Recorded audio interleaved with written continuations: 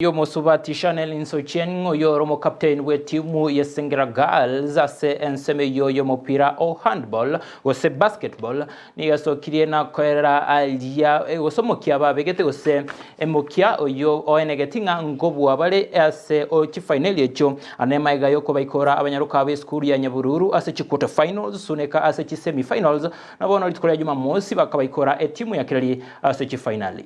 Okay, first, my name is Nyamira Counties. I'm the captain of Sengera Girls. Okay, at first, we knew we would win the game because we remained in school while people went for halftime. So we went for the morning run. We had the endurance till the end.